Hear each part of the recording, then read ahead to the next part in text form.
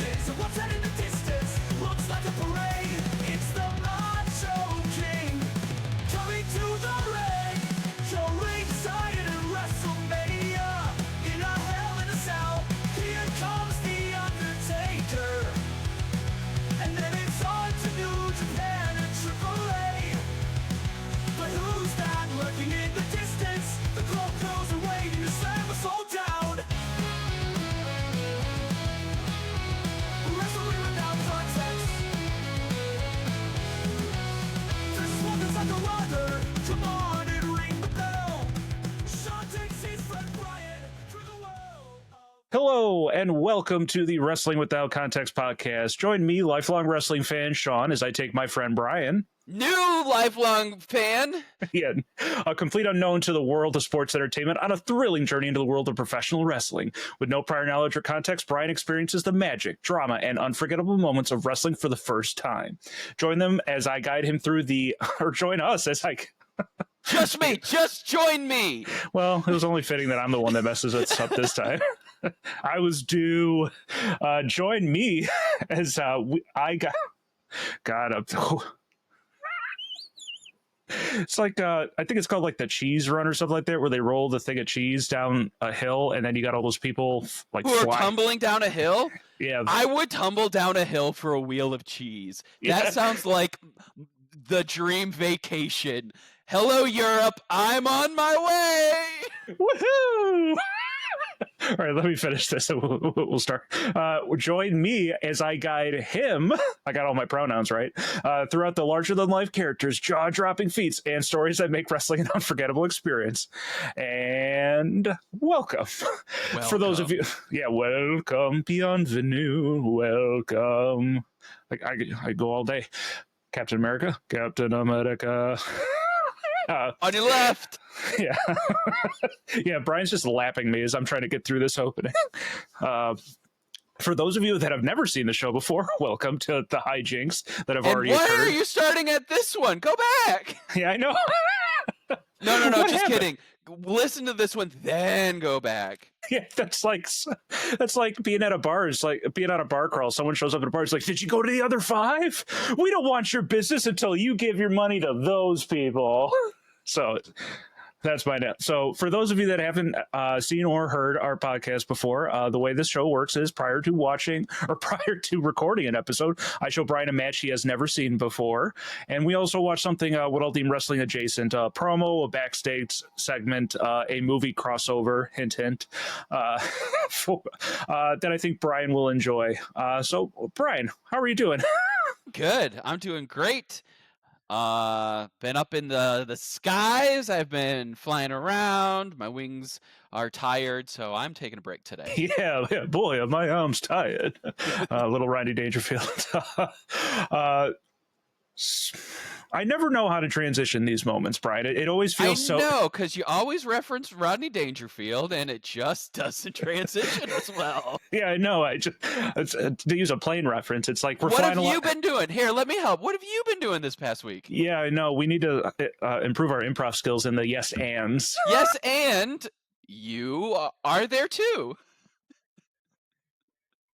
Brian, what did Sean say to you? Did he say he has a gun? Yes, he did. The Office. No, it's been incredibly busy. Haven't had much time to watch a ton of wrestling at this point. What have you been watching? Have you watched anything this week? No, I'm so far. Is there anything going on in the world of wrestling right now? There's a lot going on. WWE went to did their show with AAA. The auto company? Yes, exactly. They've been helping people out on the road. Hey, gotta call them up. Exactly. No, what I wouldn't give for I don't know wrestlers. What I wouldn't give for Triple H to come over and change my tire. Yeah. I am the game, and you need a spare. You just pick up my car and load it on the tow truck. You get a series of rest. It's like the clip from Malcolm in the Middle where Hell ends up at Muscle Beach. Yes. And They all pull in his car. Yeah, they keep following him and stuff like that. That's what Brian wants. That's exactly what I want. So what is AAA? AAA is a wrestling company. I assume it Okay. stands for something. I don't know. I am horribly misinformed. I'm not a big AAA person. This is wrestling without context, everybody. Come on now.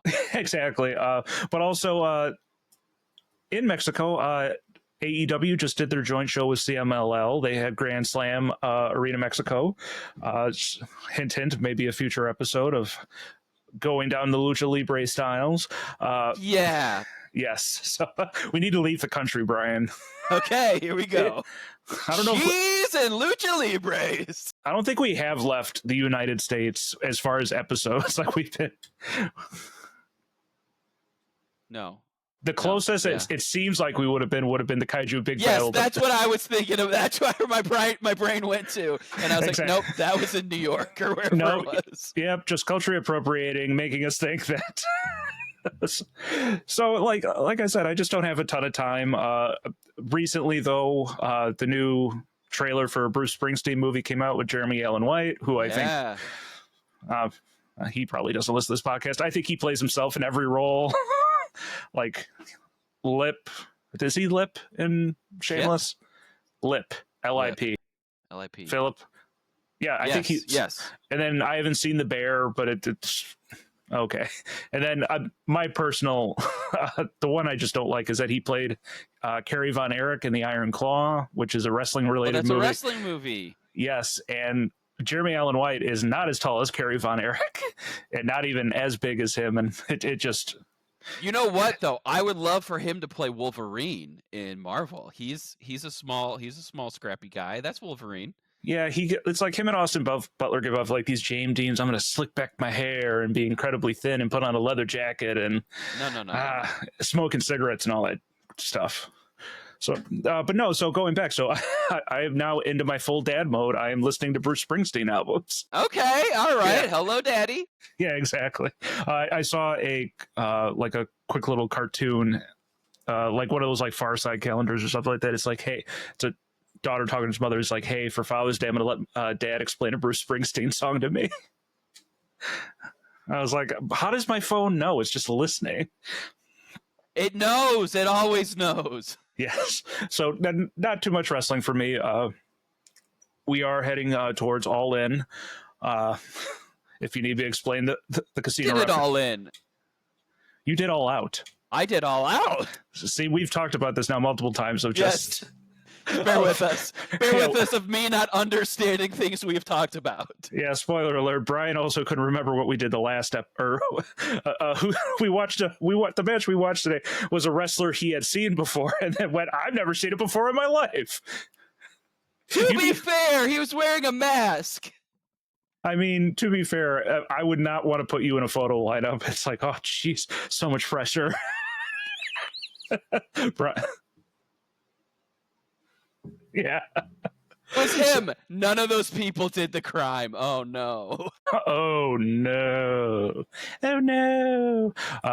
So, yeah. Brian just letting people getting away with murder in hypothetical situations. Hey, man. Yeah. So, again, I was about to ask you about last week's episode, but I closed that door. We're walking down the road. Do you remember what we watched last week, Brian? Yep. We watched TAZ. We watched Taz. Which stands for? The Adventure Zone. There you go. So I was editing the episode. I was like, oh, yes, I was completely oblivious. And then who did he face? This is like a test now. No, that was Sabu. Was that his? Oh, Sabu! Yes! Oh, yeah, we watched Sabu. That's right. That's right. Where did you get Bam Bam Bigelow from? I don't know. I wrote the name down. I really don't know, like, because he wasn't he was an ECW wrestler, but I don't know how he. Brian, what were you doing?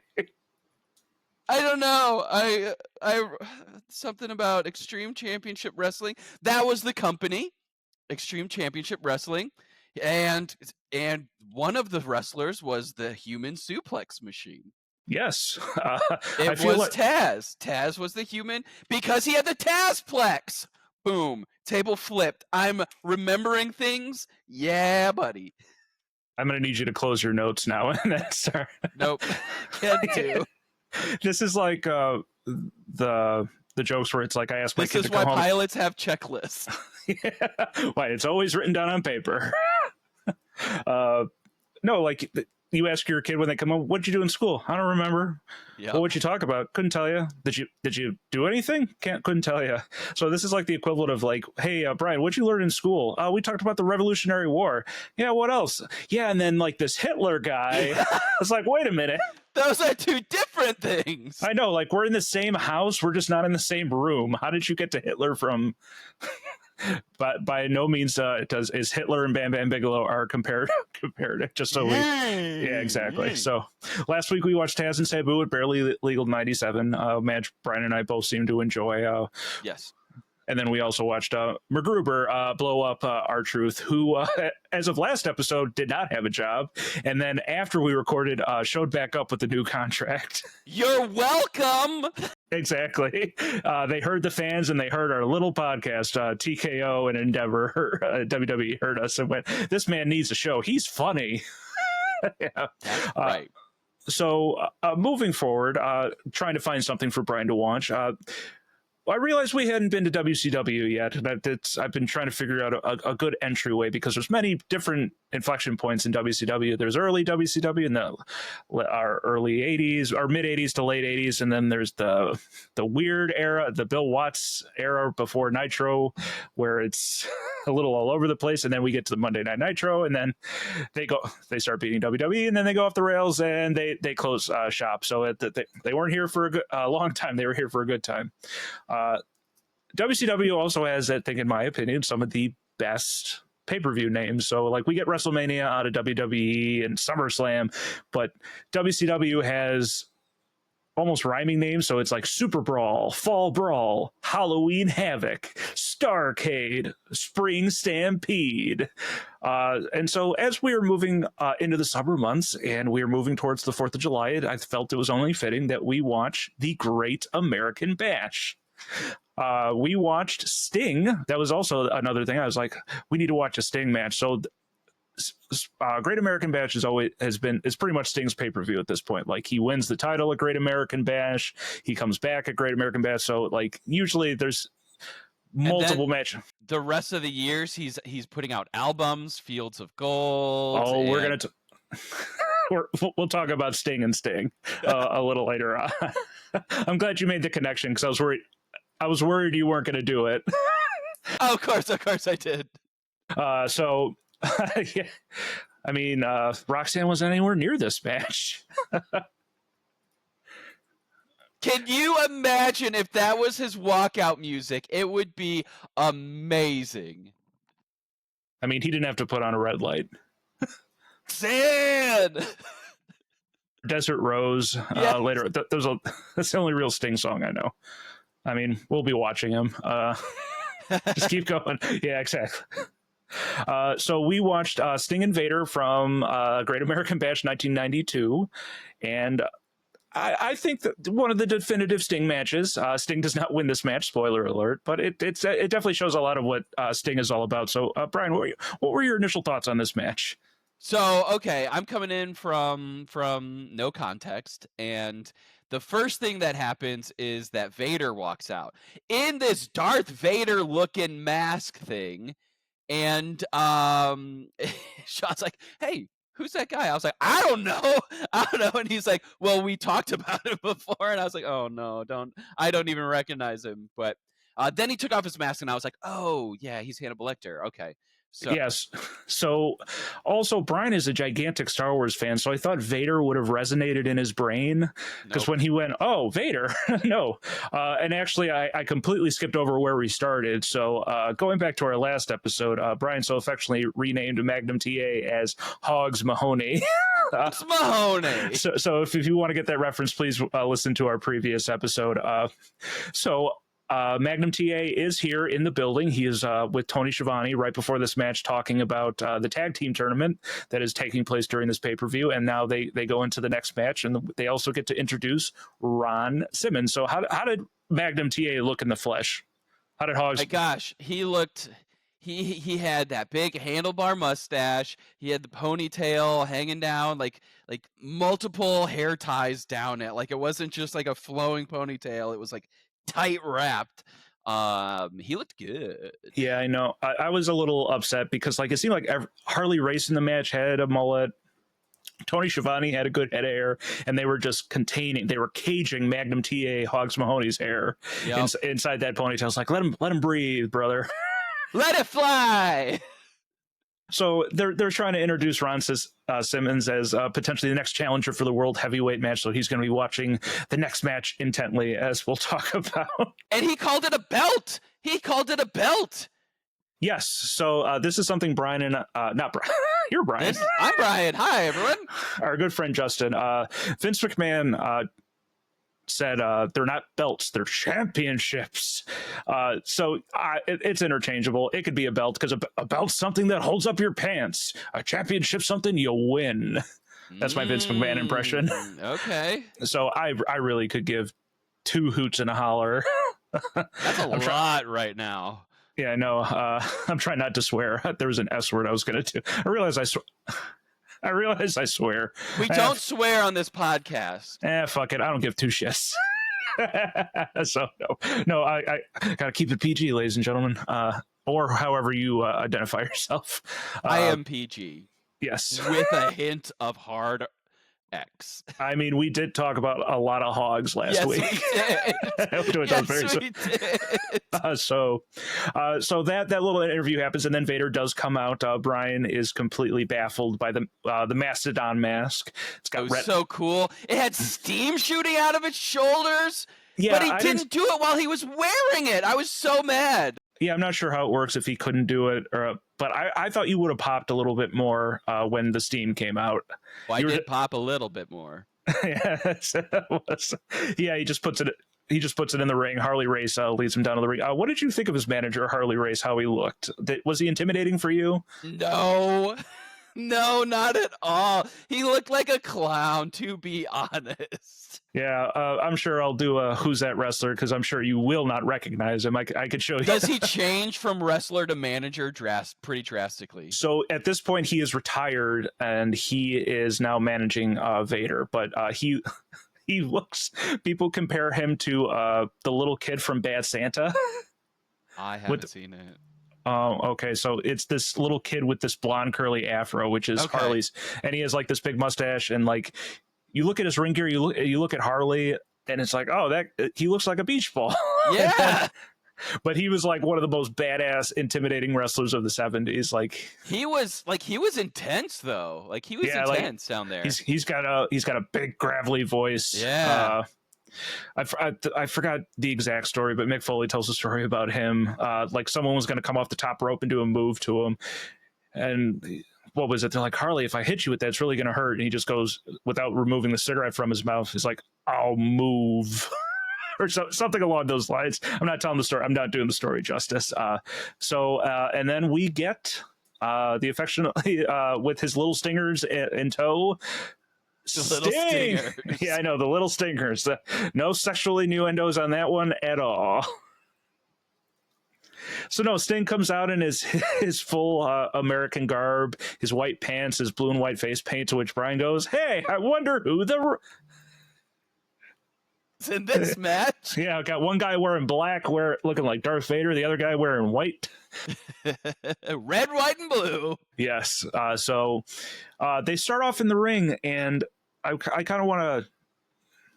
I'm trying to figure out how I want to phrase this for you. If we want to talk about this now or talk about it later. So we kind of need to back up. And I told Brian I would give him context. So we're now in an era of WCW where Bill Watts, Cowboy Bill Watts, who we didn't see in this, has taken over, and he wants what he calls the wrestling action in the ring.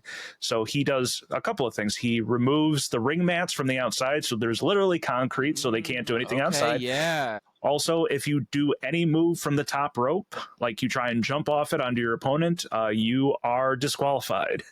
Really? Yes. So now you have all these athletic wrestlers that they've been using, like Flying Brian Pillman, and Jushin Thunder Liger, who we'll see, who can no longer do the things that make them special. Should I go by Flying Brian? I think I should go by Flying Brian. Oh no, yeah, we got it, man. I'm putting Brian Pillman on the Flying Brian Pillman on the list now. Flying Brian Zinda. So I just imagine a shirt now of like a little mini plane, and then you like, I was Should like, I be jumping off it? or no, like you're in it, like smiling, like Flying Brian. And if you don't start coming over the air when you like, hello, ladies and gentlemen, welcome to Flying Brian Airlines. So if you look over to your left, that's a suplex over there, and over to your right, we've just seen a DDT. Sorry, I don't know where to go from there. So basically, he's basically WWF at this point is these big, larger than life characters. The wrestling's not spectacular, and now Bill Watts is trying to bring it back to the 70s and 80s where wrestling was more real. It was still real to me, damn it. And WCW's in sort of a transition here where Ric Flair is now gone. They have Sting, who they're trying to put the company behind. As you saw, they're trying to build up Ron Simmons, and then they're instituting they're almost going backwards. As Eric Bischoff talks about in the 83 Weeks podcast, he's like, nostalgia only works to a point. It's like once you get past the nostalgia, it kind of loses its muster. So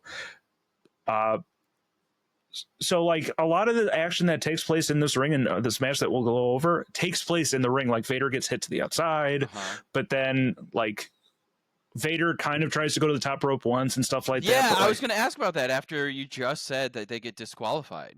Yeah, so Jesse the Body Ventura, who we saw who is now here in WCW after leaving WWE after for very specific circumstances, is announcing, and they both, him and Jim Ross both say, hey, if he goes to the top rope and doesn't move, he's going to get disqualified. So he doesn't get a chance to do his move. So therefore he doesn't get disqualified. But yeah, it's just in this weird spot where like everything starts to become the same. And we'll talk about it a little bit, but like we'll go back to the match. But like it kind of starts off with Vader not really selling any of those moves that Sting is doing to him, and he's kind of like he's just yeah, I kind of saw that this time around. Like, so this is technically the second match between Sting and Vader. Vader cracked Sting's ribs in their last match a couple months prior. So I don't know what kind of finish that match is. I didn't have time to research this. I tried my best, but this is wrestling without context. Yeah, I know. So Vader is calling himself the uncrowned champion. So this is now their second bout. But it's a pretty worthwhile match. Sting eventually gets the upper hand over Vader, starts knocking him out to the ring. To which point Vader is standing behind JR, and JR starts, as we both noticed, calling him ugly and all this stuff. Yeah, he's like, get that big ugly mug out there. It's like, what? I know. We're both like, hey, he's right there. That's me. mean. Yeah, I know. Like, why just because so mean. Yeah, I know. You're supposed to be unbiased, sir. Not in my wrestling ring. So, Sting is very simple in the ring. He has his punches, he has his kicks, he has his splashes, and it's a very easy match. The Sting splash is what I heard. Yeah, that's his big move, the splash in the corner. Man, the Stinger splash, not the Sting splash. The Stinger splash. That's right. Yes, get it right, Brian. Eventually, Sting tries to jump over Vader. Vader kind of stops it, and then Vader drops his butt onto Sting, to which you affectionately call the taint smash. Yes, the taint smash. Just dropped his big old balls right on his balls right on his chest. Yeah, and Vader was apparently not known for hygiene. No! So big old sweater balls. Yeah, I know. So people didn't really like wrestling him, especially towards the couple years after this. I don't know if he was doing this, but he wouldn't wash his ring gear. Oh, no! So that big sweaty man was just yikes, man. Like I remember freshman football, I didn't wash my pads and I left them in there over the weekend, and then like it's like a different kind of smell. It's a funk. Yeah, I know. It was like stinging. It was wet. It was just can only imagine. The stinger smell. Yeah, the stinger smell. Uh, so Sting eventually starts to get his comeback. He starts punching. He starts kicking. Vader sells very well for Sting in this match and Sting makes Vader look average in comparison because Sting's such a big guy, but Vader is not a small person. Yeah, they were keep saying that he was like 448. Yeah, and like Sting didn't look small. Like he was smaller than him, but he wasn't like dwarfed by him. I highly doubt he was anywhere above 400 pounds because well, later in Vader's career, Vader goes to the WWF and he gets bigger and he gets slower, and so they actually sent him to like a weight loss clinic to lose weight. So, and I think at that point he was like over 400 pounds. So there's no way. A little exaggeration going on here. Exactly, and like Sting's probably 275 at this point. Okay. But that's all lean muscle. That's all. The Stinger's muscle. The most muscly part of the Wasp is the Stinger. Sting picks Vader up, this 400-pound behemoth, and drops him to the mat. He also suplexes him from the outside. Yeah. Vader doesn't have to. Vader's really helping him out because he could. They call it sandbagging, where he could just go dead weight when he's trying to lift him, and it's like, okay, nope. So and there's back and forth on whether big men they say big men should jump or leave their feet as often as like someone like Vader does, but it's like, no, that's really cool. Like really cool. It's athletic. It makes it seems because he was pretty agile for being a big guy. Yeah. So I mean, that's the thing. Like Vader has like those jumping elbows. He has the splash.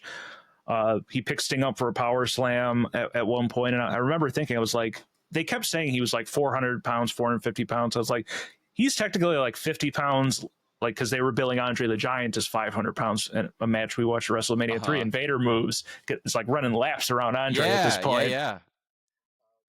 Because there's plenty of times where he gets knocked to the back and it's like a very smooth, like falling out. It's not like he's.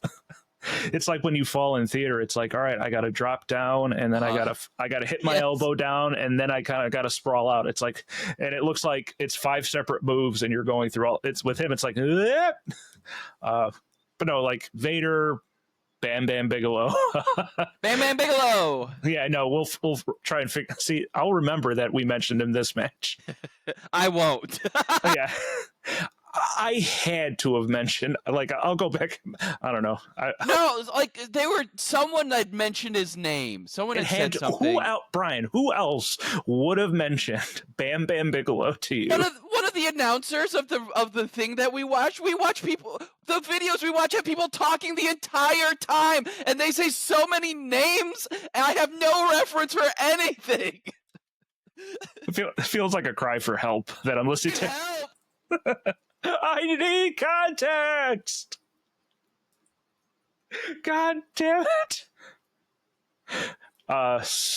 No, it's like people with me. Like I'll jump in between things and I'll make a reference, and people are like, "What are you talking about?" It's like, "Oh, you were not in my brain. I have Sean brain. You have Brian brain. Brian brain." And there's a lot of stuff up there, and there's not a lot happening sometimes. Yeah, I know. Yeah, you're up there flying. Hey, Brian, do you know where you're going? I don't know. I'm just going straight. I'm sorry. Did you say something? I was just heading that way. We're in danger. Brian, turn right 180 degrees. You're right or stage right? Please help me out. Yeah, exactly. You're flying into the. How did we get to the Middle East, Brian? So we are severely off course. Yeah. No. So there's a fantastic. Again, I don't know how real it is, but especially like around Iran, Israel, it shows like flight paths. And it shows like there is a big circle of where planes are just completely going around, and then there's a freighter, like a cargo jet from China that's just right straight through. It's like they don't give a fuck. They don't give a fudge. But I didn't say fudge. He said the other word. Fun. So Sting keeps back on course. Stay on target. Red Sting standing by. red button standing by. My favorite. Red October standing Red by. October standing by. Red Fox standing by. I just don't know why. Like Morgan and I like reference that because it's just like it's a cartoon, but it's just a shot. He's not moving. It's a dude in a fedora and a bow tie, just sitting in the cockpit of an X-wing, going red button standing by. And then well, okay, red button's got to be a specific person. I know Let's it's look it up. no, Red Buttons is a person. It's just funny because it's just out of nowhere. You were saying, like, I don't know, someone just called themselves Red Button in a top hat or something. Well, no. So, God, now I'm going to have to look this up. Was Red Fox in the... I don't think Red Fox was in the outfit, because that's the thing. They're going through the Star Wars thing. They're going through actors and comedians and yeah, stuff like that. like Porkins is like... but, like, everyone's in the X-Wing outfit, and then it goes to, like, Red Fox standing by, and then it goes to Red Buttons. It's like, very quick. Yes, but it's just, like, you don't have time to register. It's like, oh, God, that was hilarious. And again, it's also just the Red Button standing by. I don't know why. It's like that in the term. There's certain phrases that can make me laugh, and one of the big one is booby tassels. It's booby tassels. So we're booby and tassel going together. Like, what? Have you ever listened to Pete Holmes? Yes. Yeah. So he has that bit of like, just if you're ever having a bad day, just remember that there was some dude in a sound booth going, "All right, we're good. Sonic boom, Sonic boom." Like just listening to like just little things that make you laugh. So I'll be sitting in my car. If I need to make myself feel, I'll just say booby tassels. See, I can't even get through it. I'm sure. Oh man. Okay, I've learned something new about Cucamonga. That's a Simpsons reference where Krusty is trying to teach funny words to Homer in clown class. He's like, "You have to remember these." What's the other one that I like? Lake Titicaca. You got it before I said Lake Titicaca. Maybe it's just boob worse. I'm so obsessed with Lake Titicaca. Oh God, how did we go up so off course? Oh God, my goodness, I'm crying. All right, third off to our sponsors, Lake Titicaca and Booby Tassel. Yeah, what was it? And you do know that the only dress code at Lake Titicaca is booby tassels. See, now you're ruining it. Good. Back on track. It's like if you like, oh, I'm gonna have ice cream all the time. I love ice cream, and then you have too much ice cream. If you say it too much, I am crying though. And then you're on the toilet too much. Yeah, I know. That was before the podcast. Taco Burrito King. Can I tell you about the first time I had Taco Burrito King? It was after a Violent Hour rehearsal. And it was at like 1 o'clock at night. I was driving home. I was so tired. I got Taco Burrito King burrito, went home, and I started eating it. And I was like pulling out this stuff. And I was like, what is this like white stuff coming off of my burrito? I didn't know they wrapped burritos in foil and wax paper. I ate half a burrito with the wax paper still on before I realized it. I know you were tired, but you didn't think texture? Nope. It was really greasy burrito, and it just kind of looked transparent, and I just ate it. What was the place next to Bradley? It was tacos as big as your head. I can't remember what. It wasn't a TBK. Burritos as big as your head. Yeah. What was the name of it? It's gonna kill me. Oh God. Oh no, I don't know. I wonder if there's even still open. University taco place. Let's see if this place exists. Nope. Oh, here we go. Burritos as big as your head. La Bamba. Yeah. It was La Bamba. Ah la la la. So good. It was so good. I would go there after spending some time at Arcadia.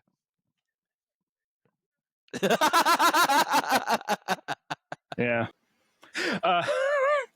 So where were we? Yes, wrestling. So Vader eventually starts hitting Sting with some very high impact moves. Sting tries to get out of it. He uses what did Jim Ross call those punches and kicks? Called Brian? karate kicks. Karate kicks. I've never. So there's a wrestler that Sting is constantly in a feud with around this time. His name is the Great Muta. Muta. Yeah, Muta, who is from Japan, and anytime they bring him, really from Japan or Sabu Yes. from India? No, he is really from Japan. Okay, good. Fantastic wrestler. They'll call him like Oriental kicks. They eventually be exactly more martial arts kicks, karate kicks. I'm like, oh, because it looks like a kung fu move, you're going to call it that. It's not just a kick. So he even does. I don't know if this is where he took it from, but a wrestler named Jushin Thunder Liger does a rolling kick where he. Sorry, can you say that name one more time for me? So originally, I thought his name was. I was like, "There's no way it's pronounced that way. It has to be Justin Thunder Liger." Okay.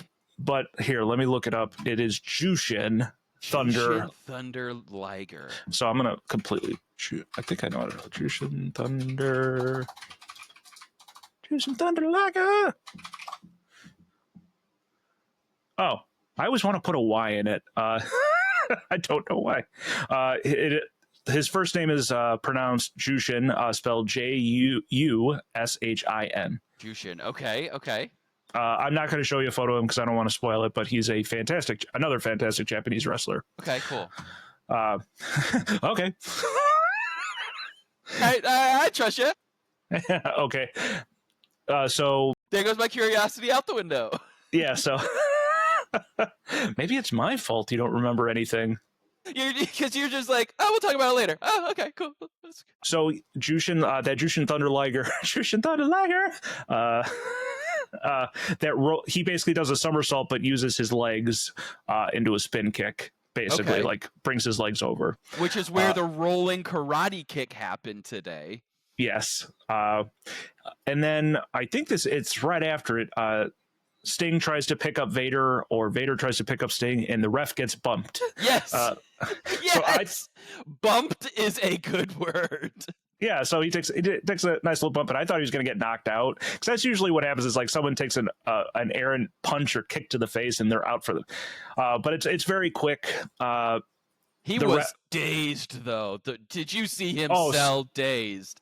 Oh, yeah. So I now remember what happened. So Sting goes for, they call it a German suplex. Okay. Where he grabs him from the waist from behind and lifts Vader above his head and drops him onto the back of his neck and his shoulders. So Vader's feet clip the ref. Oh, okay. The ref falls backwards and then is out of position for the pin, so he has to like jump around.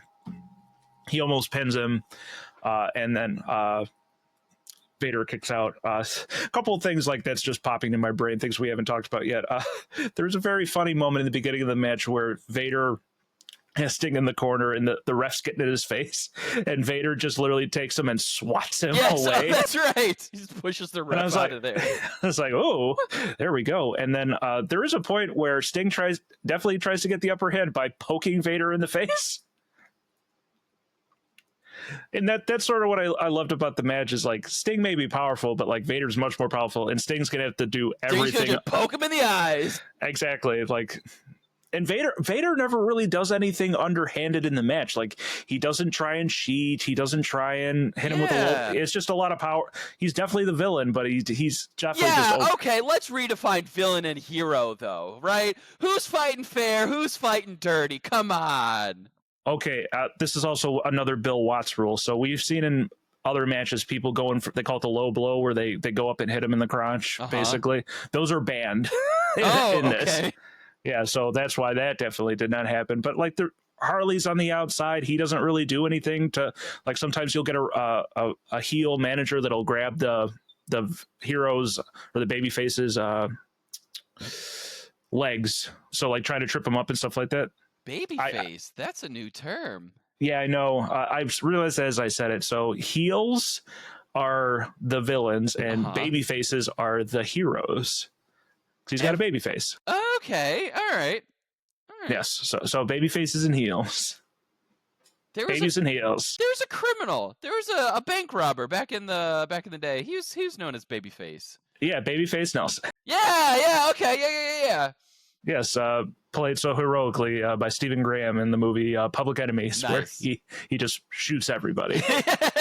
Very fantastic death in that movie, where he gets shot and he's pretty much dying, but he basically just has his finger on the trigger and he's still shooting his gun as he's falling to the ground. Man. Yeah. References, movies. So we get towards the end of the match. Sting does his stinger splash in the corner. He tries to throw Vader to the next one, and Vader is not laying in the turnbuckle, but he basically has his butt towards Sting. So Sting overshoots his stinger splash. Yes, and he headbutts right into that top turnbuckle. Yes, so I originally, when I first saw it, thought he goes into the ring post, which is separate from that. So as you won't get this reference, Brian, but the thing behind the turnbuckle, Brian, that little rod. Yeah, so it didn't even look like he clipped it. So when the announcer said he had hit his head, I was like, I don't think he did. Yeah, I saw you going like, huh. So Sting is dazed, and they said he's busted open, and he had to have hit something, because the camera stays on Sting for a good amount of time, and you don't see him move. And then Vader picks him back up, and Sting is obviously very bloody. His face paint is all over the place, or it's basically all washed off at this point, so you see the blood running down his face. Sting tries to fight back and misses Vader. Vader slams him and then gives him a power bomb for the 1, 2, 3, and Sting loses his WCW title to Vader. So something we haven't talked about is, we mentioned in the beginning, Ron Simmons is watching this match, and there's two particular times where they have this very interesting shot where it's a behind shot of where Tony and Ron were sitting and doing their thing, but now they're watching the match. It's the Mystery Science Theater shot. Yeah, so it's maybe 5 feet back from them, and all you see is the back of their head. They don't turn to look to show, hey, this is what they're doing. It's just the back. So I said it could have been any, like, I knew that was Ron Simmons. Ron Simmons is very, very hard to miss, but I was like, that could have been anybody. I know it's Tony Schiavone, but like, that could have been it. It was just a mullet basically in the background. So the point where I start going, hey, down in front, because like you can kind of see what's going on in the ring, but it's so blurred out and they're blocking it. I'm like, come on, man. Like, this is what it's really like to be at a wrestling match. Like, you're just stuck behind people. And the reason why I kind of wanted to show you that is Ron Simmons is actually, this match takes place on July 12th, I think on August 2nd, or definitely the first week in August. Ron Simmons wins the WCW title from Vader to become the first black world champion in wrestling at this point. And this is 1992. Wow. Wrestling that's progressive for then. Exactly. Wrestling has been around since, I mean, go back to Greco-Roman and the ancient Greece, but like as far as like the circus professional wrestling, like since the 20s basically, and there's never been a black world champion. And Ron Simmons is he's the All-American. He's former Florida State defensive lineman. He has his jersey retired, like big badass dude, and had been wrestling for a while at that point. He was Doom #1 with excuse me. Wow. Burrito coming back up. No. Yeah, no, at least it's coming out that end. So yeah, they're setting Ron up to be their next world champion because, like I said, Ric Flair's gone. It's a very weird transition period where they're trying to figure out who their next stars are, basically. And it's actually very funny because Bill Watts, who's running the company and is going to put the belt on Ron, is fired from his job after having some very negative things to say about the Civil Rights Act. Oh, no. Yeah, so Bill, while being very well revered as a wrestling, they call him bookers, as a person that planned out the matches and stuff like that, he is not well remembered for his progressiveness, even though some of his biggest wrestlers when he was booking were people of color. So it's like there seems to be a lot of different for wrestling in general. Like it seems pretty diverse, especially with lots of companies in different countries, and like it just nowadays it seems pretty diverse when it comes to wrestling. yeah, especially with the advent of the internet and stuff like that, and people can see anything and stuff like that. I mean, airplanes, Brian. Being able to go off in different countries and stuff like that. There's a good contingent of people that wrestle in WWF at that time that have been down in Puerto Rico. Okay. We haven't really talked about the territories. People go down to Mexico. What else? Japan. There's stuff going. There's places in Europe you can wrestle and stuff like that. I know China. Before COVID, was getting into the wrestling scene. They were trying. Okay.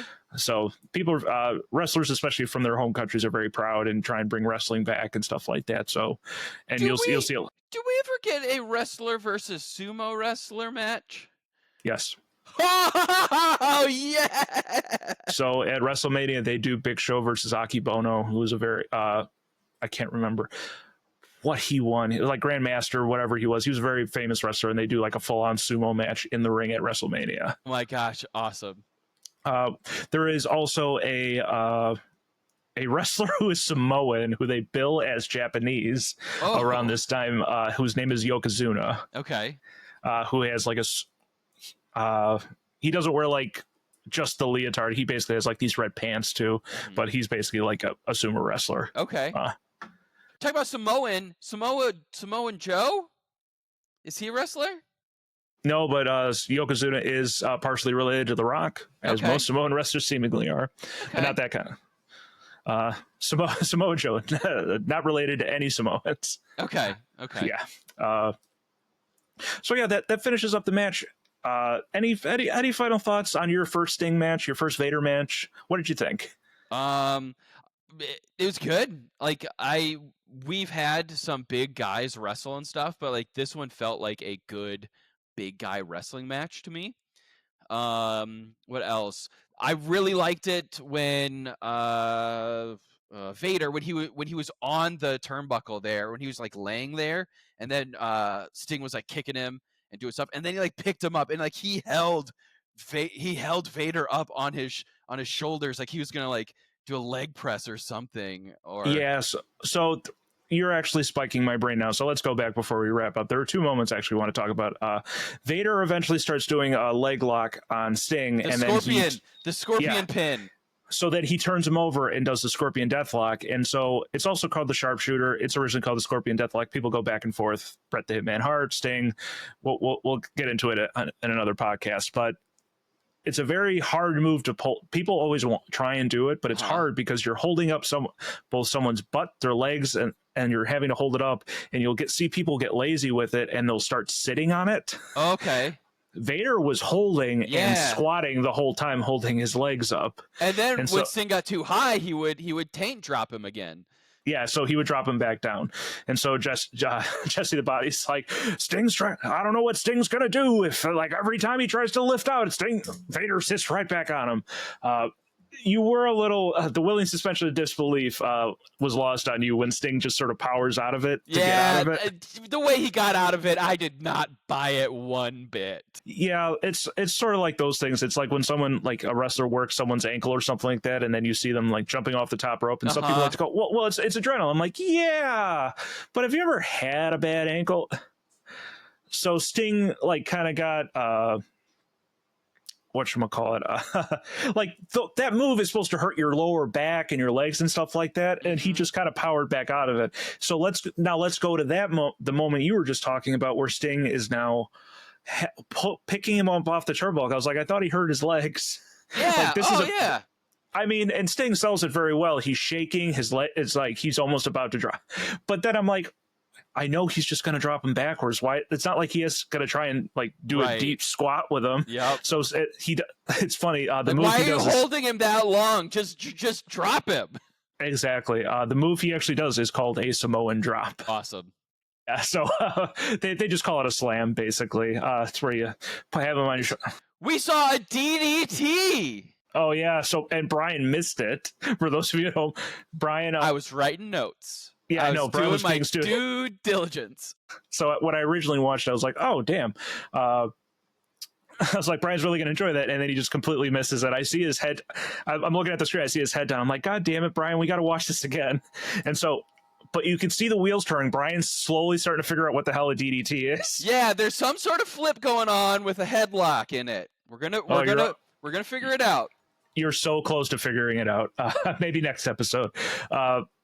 So, I mean, you like the match. I really like the match. So I watched this match a couple weeks ago trying to figure it out because there's another Great American Bash match we could have watched.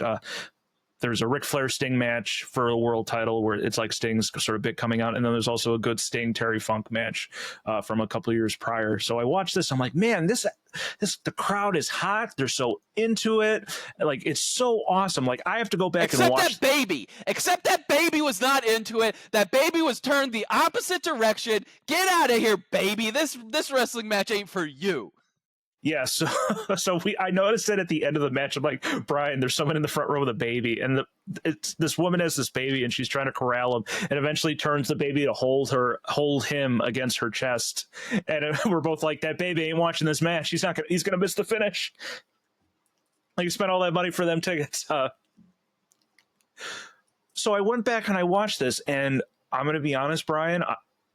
You would have hated this pay-per-view. Was the whole pay-per-view was not good, huh? So the whole pay-per-view is based around a tag team tournament. Okay.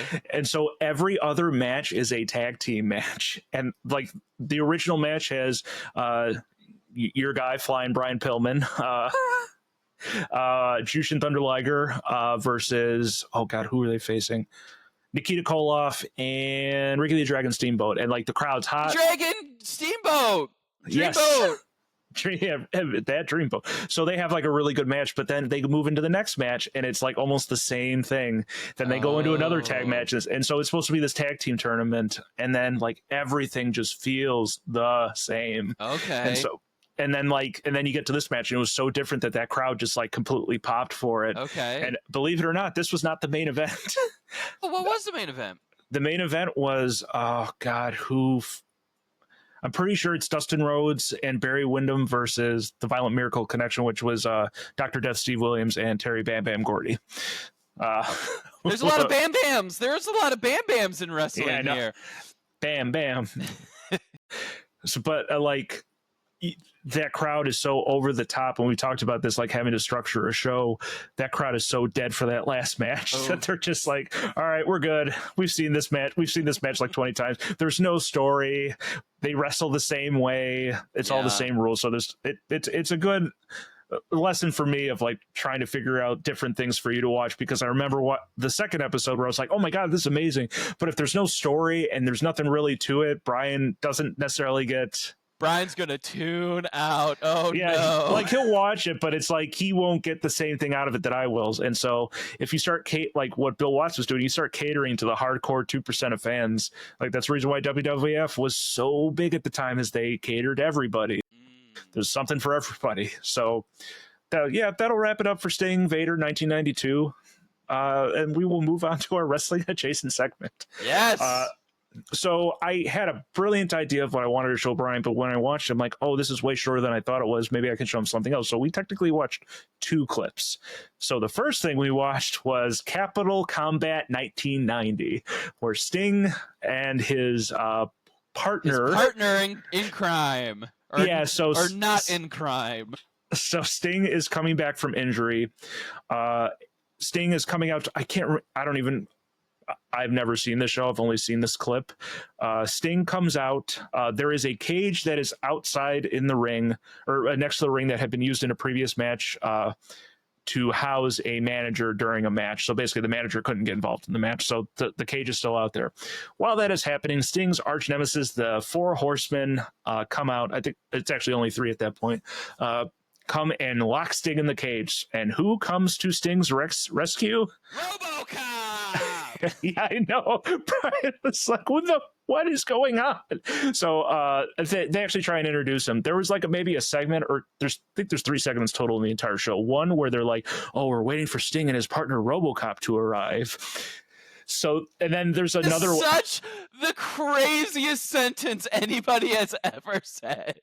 So, and then the next segment is like it's like almost like found footage of like them trying to get a shot of RoboCop, and it's just him moving through the back, and then it goes to this part, and they introduce him as he serves the public trust, protects the innocent, upholds the law, number one crime fighter, RoboCop, and I didn't have a chance. I don't think that's Peter Weller. I don't think that was either. Yeah, coming out in that outfit. So RoboCop does come out, and the guy that does it, because Peter Weller talks about what went into having to be the original RoboCop and like the amount of mime work he had to do to get the movement down and stuff like that. And the guy that did it, he did pretty good. Yeah, he was very good of like having to like moving your body as if it was autonomous or moving by itself, basically. So the four horsemen run back in fear when RoboCop comes out, and then RoboCop pulls on the iron bars. I don't think he was supposed to yank it at that point. Yeah, I don't think so either, but they bent anyway. I know, so he bends them. It's obviously rubber. So he pulls them, and then the door opens. So it's like, oh, there was no lock. And then RoboCop pulls the door off the cage and drops it. And just kind of stands there. Sting comes out. You hear one of the horsemen go, "You're gonna be a bucket of bolts when we're done with you." Or maybe Sting said, "I know." It's just kind of off camera, so the horsemen run off, and Sting is left out there with RoboCop. And so I wanted to see if RoboCop showed up at any other point in that show. That's the last time you see him. So Sting eventually comes out during a cage match, and this is actually the show where El Gigante, who's the 7-foot wrestler, who's apparently a very sweet man but a horrible wrestler. He's eventually known as Giant Gonzalez in the WWF. But like RoboCop never comes back out, and so apparently we don't get to see RoboCop wrestle. No, RoboCop never wrestles. Oh man! So the whole premise is that RoboCop 2 is coming out, and Turner Broadcasting, Ted Turner and TBS wanted to cross promote and get in on the hype of the movie crossover RoboCop. So they put RoboCop. They got an agreement to put RoboCop in this show. Amazing. But what's crazy is we're now at the point where they're advertising rated R movies to kids. Yeah, that's true. Like. Yeah, RoboCop. I would not show that to a 7-year-old or something. RoboCop 1 is, I mean, the scene where he gets shot to death is like imprinted on my brain as a child. Like I watched it way too young, and like it's like when he blows off his hand and stuff like that. But RoboCop 2 is way worse. Like there's points where they're trying to show how they build other RoboCops, and like one of them pulls off like a helmet, and it's just they pull the brain and spinal column out of a drug dealer, and it just shows like his eye, like it's like the eyes and the brain and like all the little tassels. And RoboCop gets like sawed to pieces and dropped off, so it's like all this weird puppeteering. Like that movie was wild. It's horrifying to me. So that was RoboCop and Sting. Amazing. Yes, I almost wore my RoboCop, and I do have a RoboCop Sting T-shirt. Oh, awesome! It's fantastic. So because that segment was so short, I'm like, what other Sting thing can I show Brian? And Brian is a big Star Wars fan, so we watched I didn't want to pull the trigger on this. It could be devoted, could have its own segment devoted to itself. We watched the debut of the Shockmaster. And what a debut. Yes, exactly. So I thought this happened before 1992. It happens in 1993, which doesn't make a ton of sense. So we're at, I think this is at a Clash of Champions. Ric Flair's doing his little, it's like, yeah. We just feel. It was like a talk show, but it was like the village people were mad at each other on it. Like everybody was fighting and costumes, and like everybody was just yelling at each other. Yeah, so I think it's called Flair for the Gold or something. I can't remember what it's called, but so it's Sting and the British Bulldog, who are both in their outfits and face paint and their big colorful stuff. And then we have Sid Vicious, who is the guy with the curly mullet. We have Colonel Parker, who looks like Colonel Sanders. That's who that was. So, and then you have Harlem Heat. You have Booker T and Stevie Ray Vaughan in the back. standing next to Sid, and it's supposed to be this big clash leading to their War Games match, and we're supposed to find out who Sting's new partner is. Ric Flair's like egging everybody on and just kind of smiling in the background, and then he kind of backs up. There's a woman in a maid outfit that eventually he's like, oh, come on, and he like tries to take her out of the room. So what just gets me is that British Bulldog and Sting have their backs to the camera, so you can't see what they're yelling at or how like their facial expressions. It's like basically like a circle that they're all just sort of around. Sid's like just screaming the whole time, and then we get the debut of the Shockmaster, because it is quite shocking. And who comes out? It's supposed to be this big explosion. A dude pops through the wall like Kool-Aid Man, and oh boy, does he pop out. Yeah, so it's an explosion. I recommend, one, going back watching the RoboCop clip, two, look for the debut of the Shockmaster. It is so perfect. He then falls through the wall, trips, which we'll talk about, and then he's wearing a bedazzled Stormtrooper helmet. It's so fabulous. No shirt, a sleeveless fur coat, blue jeans, and cowboy boots. So good. It's a look I wish I could pull off in my day-to-day life. Yeah, maybe in your Flying Brian days. So he falls forward and goes ass over tea kettle. His legs come up. The helmet falls off. He realizes what's happening, picks up the helmet and puts it back on and tries to act all macho. Do we not know his face? Like, does he not show his face? Okay. I see. I honestly don't know. That's as much as I know about the Shockmaster. Like, I know that was, as we looked at when we were watching it, that was the original wrestler Typhoon, who was in WWF. He was coming over to WCW, and this is Dusty Rhodes' idea of like, oh, he's going to be the Shockmaster, baby. And he's going to shock the world. He shocked the world. Yes, he was does. Okay, was it supposed to be a comedic thing? Like, was he supposed to fall down?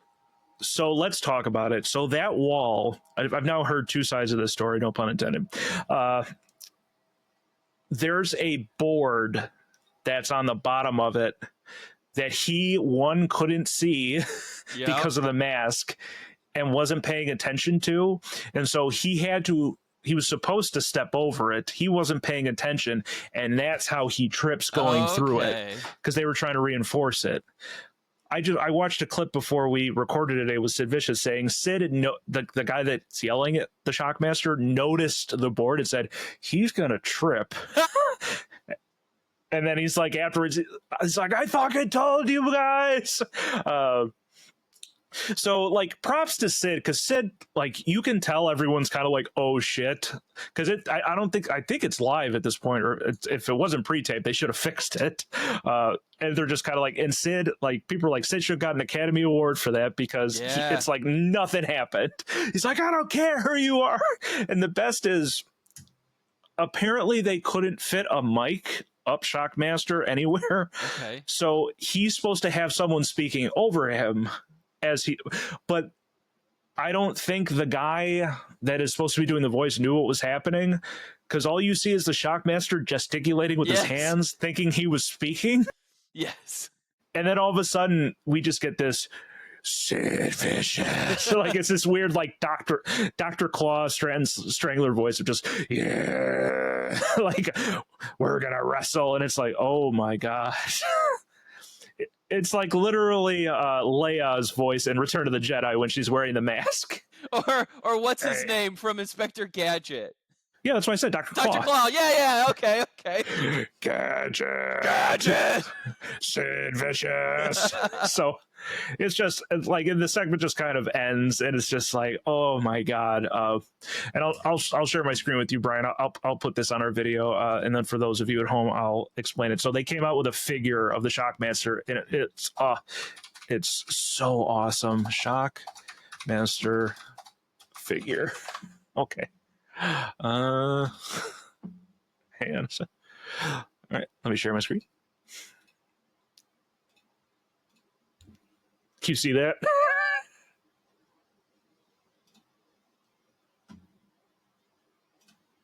Yeah, I can see the package. I can't make anything out. Oh, is he upside down? Oh, he's upside down! Oh, gosh! Oh, that's so good! Yeah, sorry. I think I went to another screen and it didn't follow. Hang on. Yeah, here. You see that? Oh, that's better. Yeah, that's great. And let's see if I can get the back of it. Yeah, you actually can. Oh, so Yeah. good. Yeah. 1 second. Share. Sharing is caring, Brian. It absolutely is. God darn it. You see that? Yeah, Yeah. So he's completely upside down in the box. that's so good. Yeah. That's worth it right there.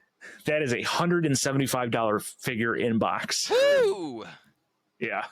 Also, I like in this, like the back of the box, they make it seem like it's not a stormtrooper. Like it looks like he's wearing aviator sunglasses. Yes. Oh god.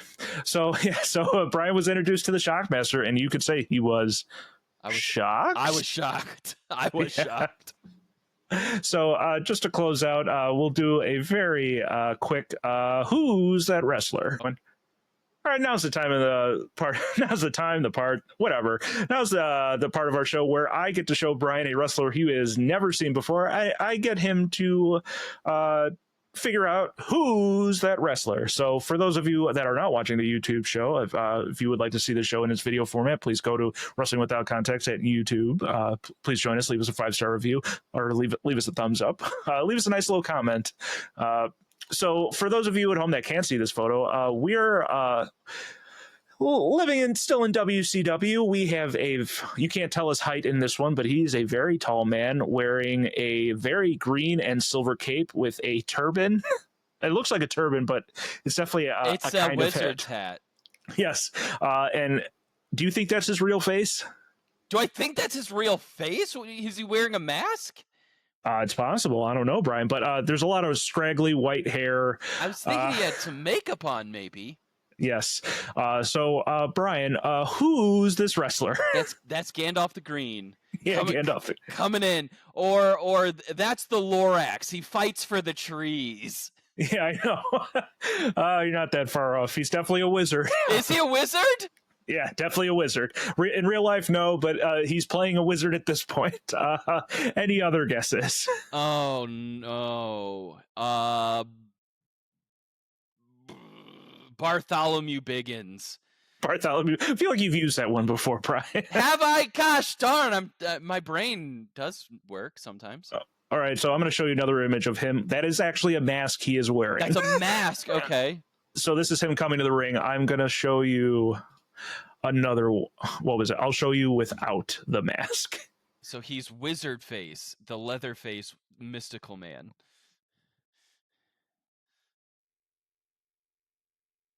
That is him without the mask. Whoa, he looks completely different. Yeah, I know. For those of you at home, he is he's a young man, but he is definitely a 7-footer. Oh no, hang on, this is a better photo. I mean, look, he is like 7 foot. He's got blonde, spiky hair, a nice beard. He doesn't look happy to be in this gimmick. Here we can actually click on another one. Like he is just so. Brian, you are actually looking at the wrestler Oz. Oz. Oh, Oz the Great and Powerful. Oh, yes. That's good. So I thought it was fitting that I show you this to you, Brian, because we did the RoboCop crossover. So Turner Broadcasting at this point had bought the rights to Wizard of Oz, and they were trying to get a crossover. So they gave this gimmick to Kevin Nash, who's one of the coolest dudes in wrestling, and gave him this god-awful Oh my gosh. Oz gimmick. They're like, okay, we know you're super cool. We're going to make you the dorkiest wrestler out there. Yeah, I mean, look, like I'm showing Brian some other photos of this, and it's just, man. Did he wrestle in that gimmick, in that getup too? Not in the full mask, but definitely, I think he's got pants somewhere. Hang on. Yeah, you can kind of. Most wrestlers wear pants. Yeah. Or they wear tights. Or they wear tights.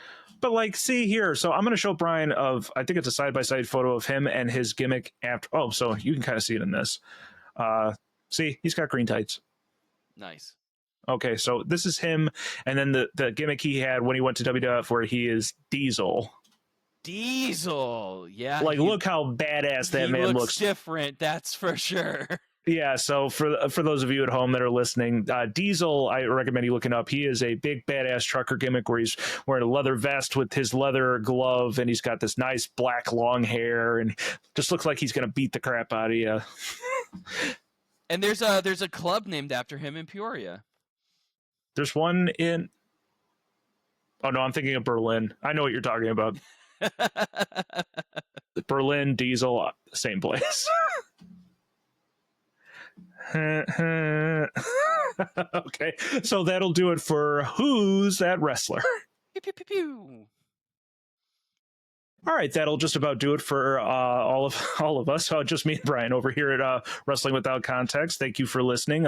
You can find us on Spotify at Wrestling Without Context. You can also find us on YouTube, and at some point, by this point, you will be able to find us on Blue Sky once I start setting everything up. Because, dear God, Brian, social media sucks.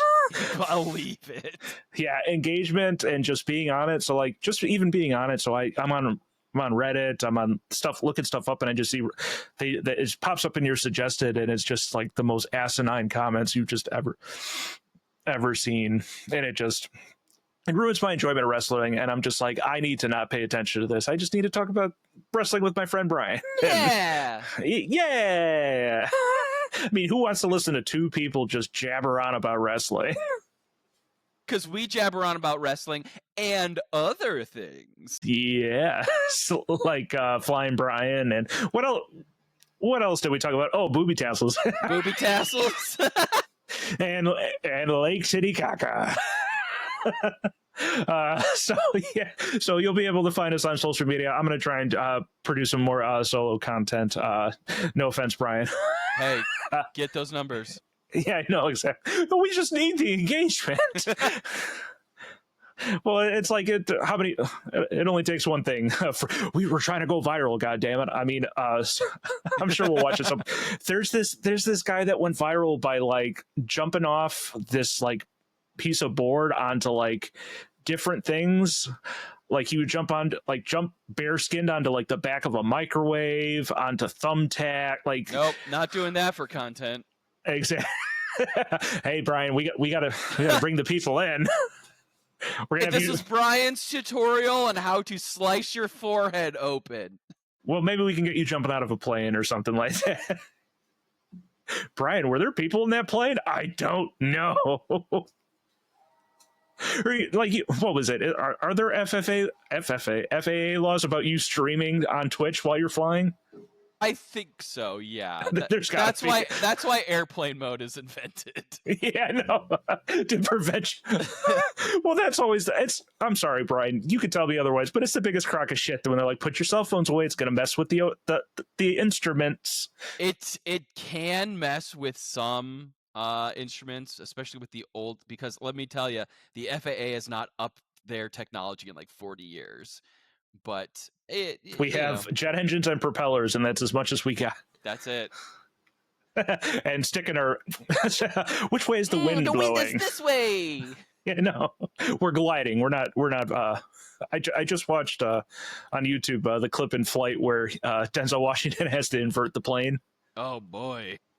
What, that's not required viewing for you at flight school? That and the Sully movie, and I'll throw an Executive Decision with Steven Seagal and Kurt Russell. What other plane movies could we talk about? Air Force One, Top Gun, Top Gun 2, A New Hope. Fly Boys. The Pearl Harbor. I mean, that's more of a ship movie, but okay. I mean, there's planes involved. There's okay. Yep. There are. Oh, stealth? What are we talking about? Autonomous planes? Jamie Foxx, Josh Lucas, and I think Jessica Biel. Yeah. Oh, boy. Oh, man. Went off the rails again. We're pulling into the station, and we just turned this train right back around. Train, plane, automobiles. Yeah. What was it? God, what do I do?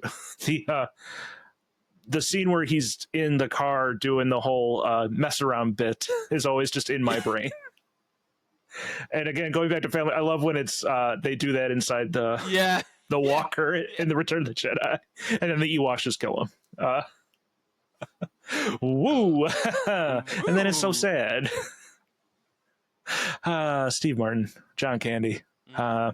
Okay, so that'll about wrap it up. Next week, we are definitely going out of the country. We will be going out of the country for the first time. We will be traveling down to the grand old state of Mexico. Everyone else is going. Why shouldn't we go? Hopefully they let us back in. Oh, yeah, I know. Well, there's nothing political about that. Brian, anything before we leave? My week's pretty open this week. I don't have much going on. What about you? What do you got going on? It is the end of. It's like Brian and I tried to set this up. Damn it! We were. This was not gonna be scripted. And come on, that was so fluid. No, it was not, because you were struggling to figure out what you were gonna say. Well, I honestly have nothing going on this week. So just to not to this is probably gonna be our longest episode so far. Never mind. What was it? We're having fun. Hopefully you're having fun too. Oh crap! Hit my mic. So usually Brian, for the most part, it's at the middle of the year. We've been hitting a holiday every single time we end an episode, and so last week. We were going, I don't even remember what was happening. And I was like, Brian, you didn't say anything. Do you want to go back and do it? And so we were like, yeah, let's try it. And it was the worst piece of garbage we had ever recorded that I went, this is unusable. I'm sorry. So let's I cannot be scripted. I cannot be forced to say things. Brian, you're an actor. I know, but I know. I said it before. I was like, all right, we're gonna I'll do it. All right. Okay. Happy Pride, everybody. So we were going to talk about Pride. So it is Pride, but we both are allies of the Pride. I was going to say Pride movement. That's what I like to say. Of the Pride movement, I think there should be more Pride out there. Yes, exactly. Pride of all kinds. I will be celebrating a full-on decade in my job on June 29th, which is when the Pride Parade is in the city of Chicago, and I will be marching in it. So if you do so happen to see me, you probably have no idea who I am. And I'll be like, hey, I'm the guy in the wrestling podcast. And they'll go, what? So, no. Happy Pride and happy 4th of July. Happy America and maybe Jesus' birthday, according to some Republicans. It's when Jesus was born, the 4th of July. Brian, yeah, there's nothing more American. Maybe the Mormons think that. Gotta find that golden plate. Golden plate in New York. Yeah, exactly. Okay, oh, Family Guy. It's like, hey, can we read what they wrote to you? No. I think I'm good. So, thank you everybody for sticking around through the chaos that was this episode, and please join us next time. Bye.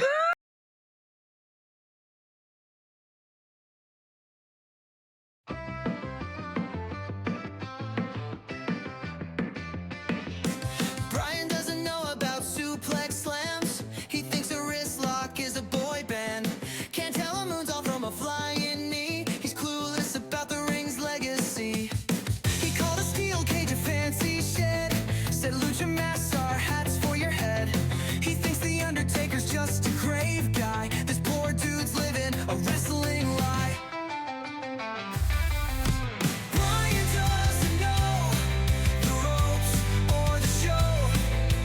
Tag teams and belts are all Greek to his soul.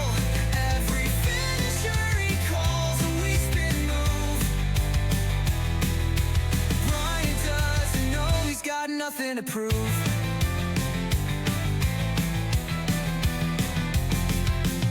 Miss WrestleMania 4 and in class.